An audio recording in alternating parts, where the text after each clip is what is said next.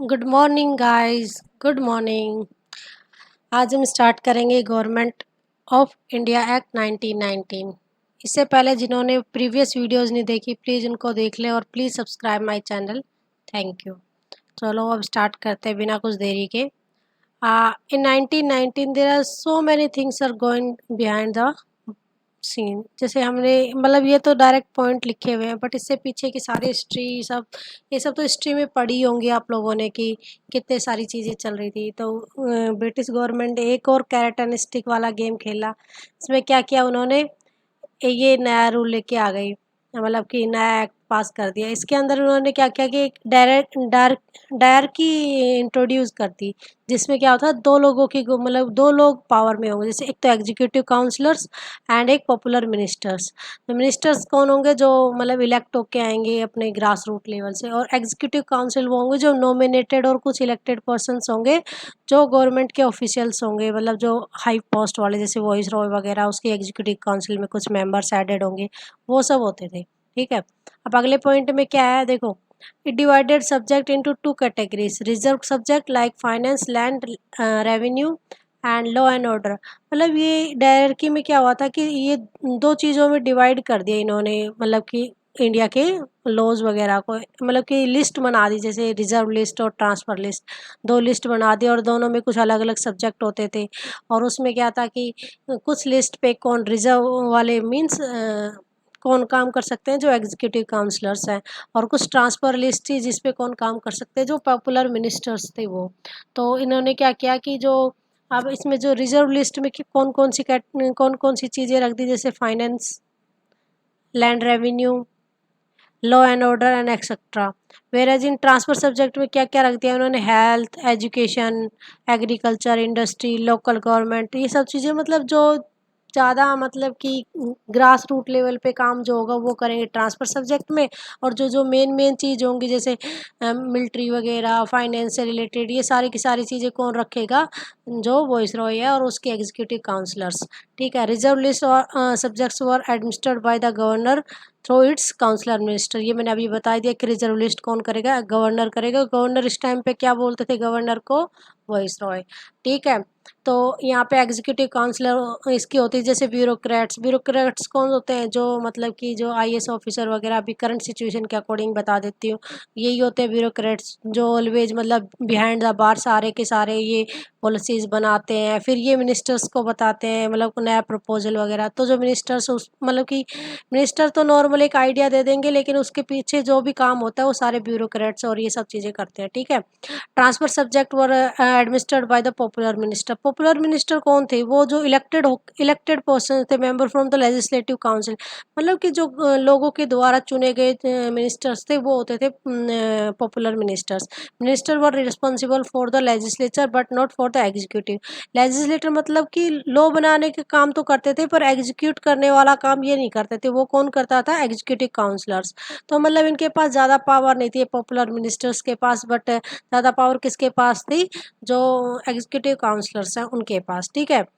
In case of failure of constitutional machinery it in the province, governor can take over the administration and transfer the subject also. मतलब कि सारे की सारी अब वही चीज़ होगी कि इन्होंने क्या कर दिया, गवर्नमेंट को गवर्नर को क्या बना, मोस्ट पावरफुल पर्सन बना दिया। अगर कोई कॉन्स्टिट्यूशनल फेलियर होता है, जैसे कॉन्स्टिट्यूशनल फेलियर है, तो वो क्या करेंगे, गवर्नर सारा की सारी चीज़ें, गवर्नर कौन है, वॉइसरॉय क्या करेगा, सारी की सारी चीज़ें या सारा की सारी पावर अपने हाथ में ले लेगा और कुछ सब्जेक्ट को ट्रांसफ़र कर लेगा। जैसे अभी के टाइम पे इमरजेंसी लगती है ना, वैसे कुछ जैसे स्टेट इमरजेंसी प्रेसिडेंट रूल लगता है, तो उसमें क्या होता है कि प्रेसिडेंट अपने हाथ में सारी की सारी स्टेट लिस्ट की पावर लेता है और उसके अपने अकॉर्डिंग उसको मतलब कि चेंज कर सकता है, कोई लॉ पास कर सकता है, कुछ भी कर सकता है बस। ठीक है।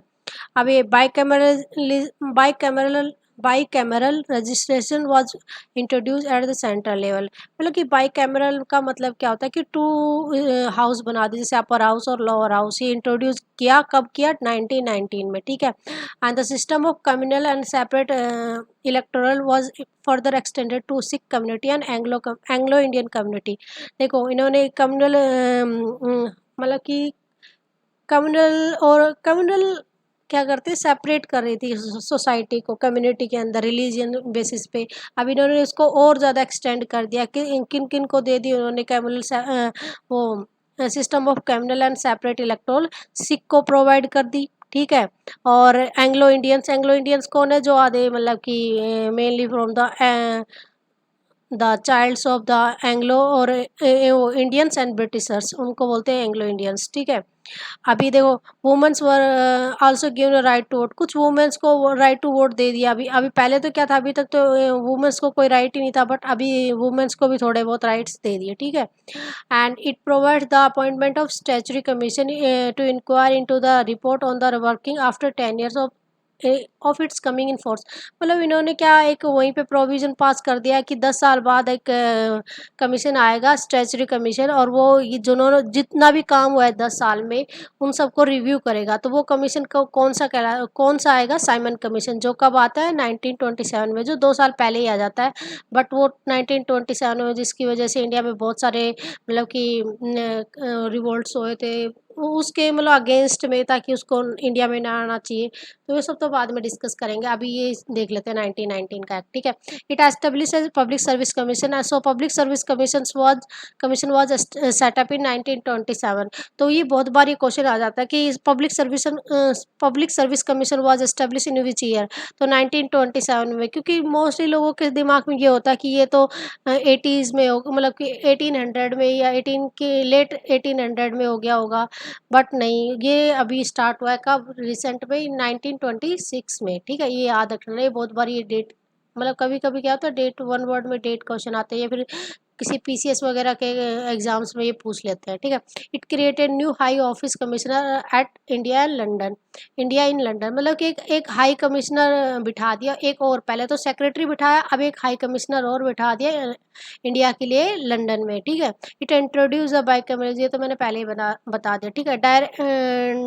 डायरेक्ट इलेक्शन फॉर कंट्री, मतलब अब इन्होंने क्या किया कि डायरेक्ट इलेक्शन भी इंट्रोड्यूस कर दिया। पहले क्या था कि इनडायरेक्ट इलेक्शन होते थे, जैसे ही मतलब डायरेक्टली लोग वोट नहीं कर सकते, लेकिन अब डायरेक्टली लोग वोट कर सकते हैं। ये बाइकैमरलिज्म इंट्रोड्यूस हुआ, इसके बाद स्टार्ट हुआ, ठीक है। The central and provincial legislature was authorised to make laws on the respective list. जैसे अभी के टाइम पे क्या है, अभी के टाइम पे क्या क्या चीज़ें हैं, जैसे कि स्टेट लिस्ट और सेंट्रल लिस्ट। तो स्टेट लिस्ट पे कौन स्टेट ही लॉज बना सकता है, वेराज इन सेंट्रल लिस्ट में तो ओनली सेंटर बना सकता है। तो वो सब चीज़ें कहाँ से स्टार्ट हो गई, यहाँ से बिगिनिंग तो यही मान सकते हैं कि ये सेंट्रल और प्रोविंशियल लेजिस्लेटिव असेंबलीज़ को थोड़ी बहुत पावर दे दी, दोनों को अलग अलग, और अपनी अपनी लिस्ट पे इन्होंने अपने रूल्स बना सकते हैं, इनको थोड़ी पावर दे दी, ठीक है। प्रोविंशियल लेजिस्लेटिव असेंबलीज़ कौन सी होती है, वही अपनी करंट सिचुएशन में देखें तो जैसे स्टेट वगैरह होती हैं, इन्हीं को बोलते हैं, स्टेट्स को बोलते हैं।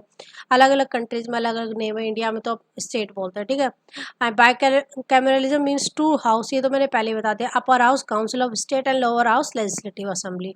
चलो, thank you so much, please subscribe my channel, bye bye.